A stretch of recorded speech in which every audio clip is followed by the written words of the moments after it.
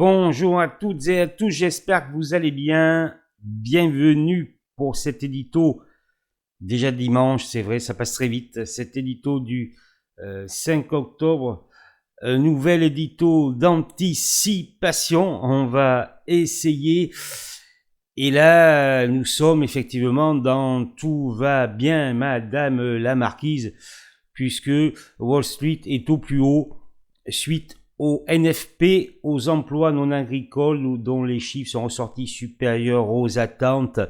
Mais comme le disait si bien Churchill, je le rappelle, les seules statistiques que je connais sont celles que je trafique.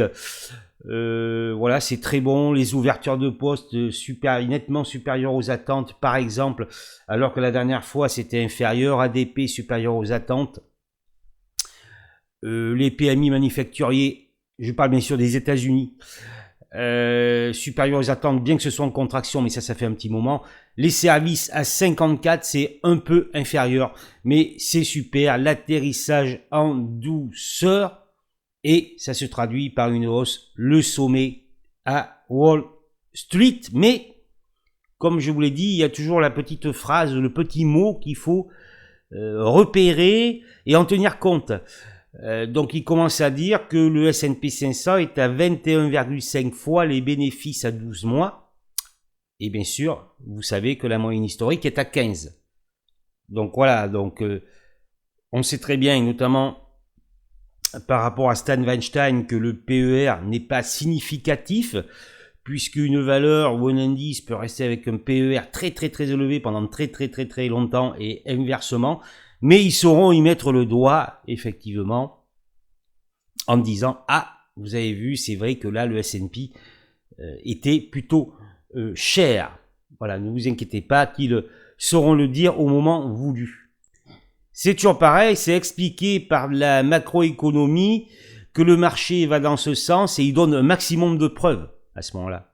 Mais ce sont des fausses preuves, puisque les preuves sont sur les graphiques, les preuves à venir sont sur les graphiques, vous le savez parfaitement. Pour dire un mot de l'Europe, on voit que ça ne s'arrange pas, effectivement, les indicateurs sont très mauvais et les faillites d'entreprises ont explosé en France. Voilà, on sait que la situation est très dégradée et donc avec le vote de l'Union européenne de taxer les véhicules électriques chinois, voilà, ça n'arrange pas la sauce.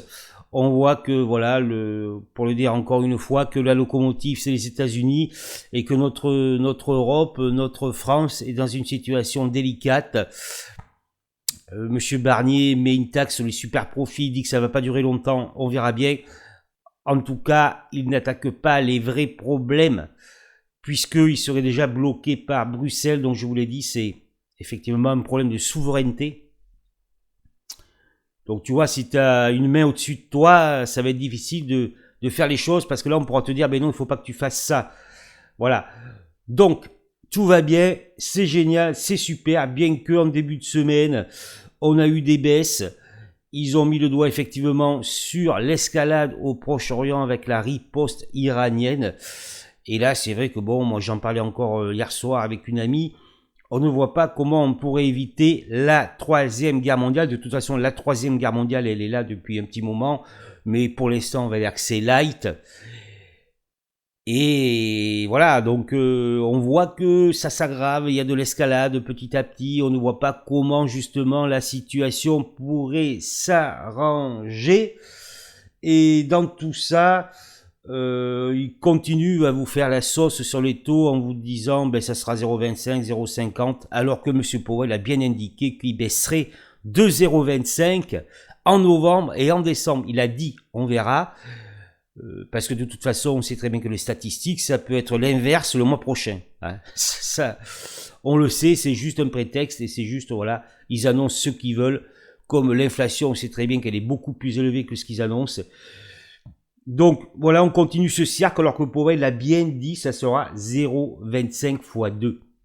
Alors il y en a qui annoncent que les baisses des taux en 2025, ce sera bien sûr en fonction des élections, bien évidemment, puisque les élections vont être déterminantes, puisque d'après mon analyse et mes sources, et j'essaie toujours d'être juste, ce n'est pas facile, et on peut se tromper, on peut penser être juste et se tromper. Si Madame Harris est élue, ça sera plutôt très très mauvais pour la géopolitique. Et si Monsieur Trump est élu, je pense que ça pourrait éventuellement s'arranger, sauf s'il lui arrive quelque chose. Et l'élection de Trump, je pense, ferait monter les marchés. Et n'oubliez pas que le lendemain de l'élection, il y a Powell. Donc on verra bien, on n'y est pas encore. On se concentre sur le présent.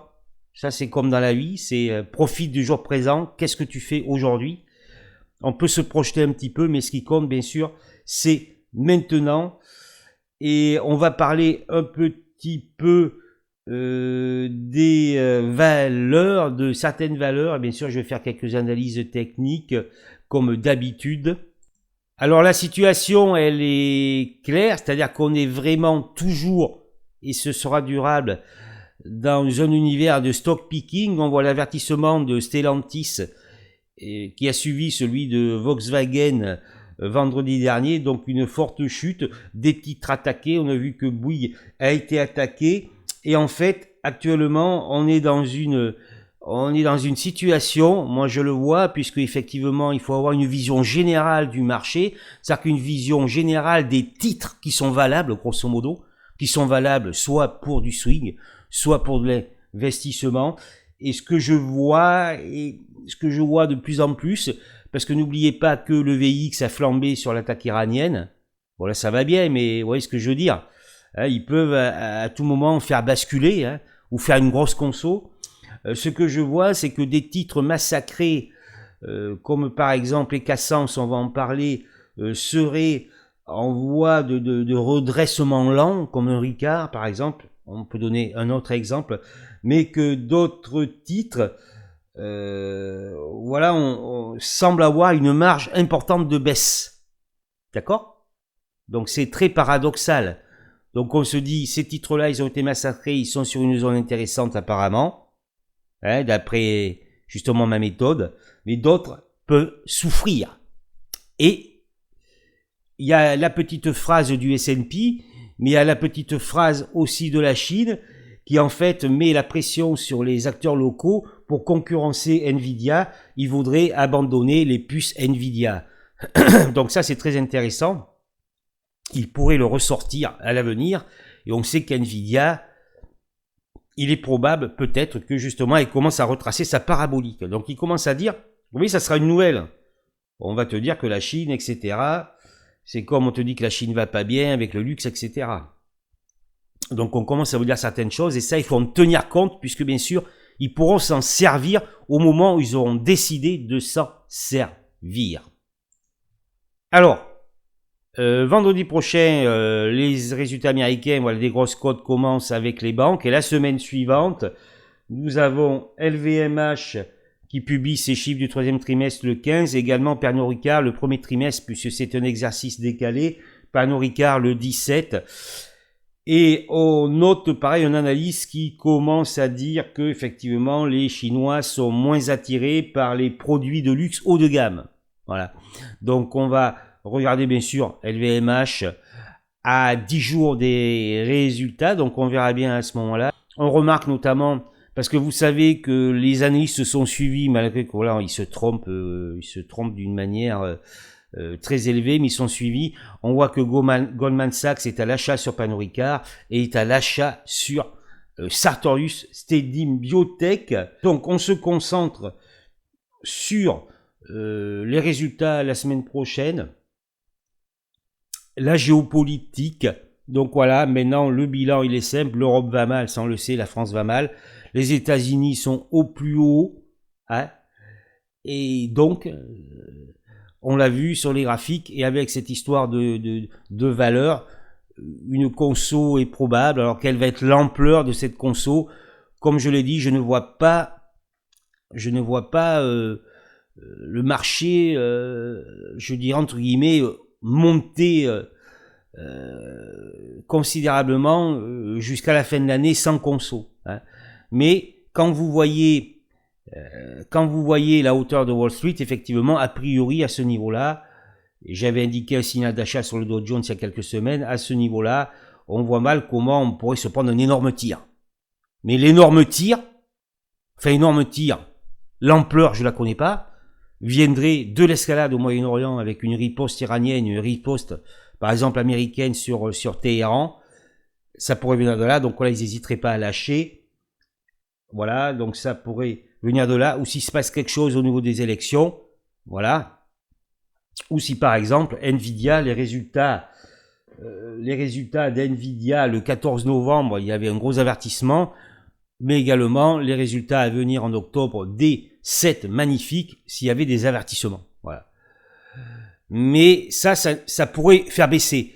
Mais le truc, ça serait vraiment l'escalade au Moyen-Orient. Voilà, ça c'est clair. Et s'il se passe quelque chose, si Trump est assassiné ou si Trump, on lui vole l'élection, au niveau voilà. Et donc, comme je l'ai dit, novembre, c'est génial, mais justement, c'est quand c'est génial qu'il pourrait se dire, mais cette fois-ci, novembre, ça va pas être génial. Et tout le monde est surpris. Donc, comme je le dis, on surveille, on reste attentif. Donc maintenant, passons à l'indice et passons aux valeurs de la semaine.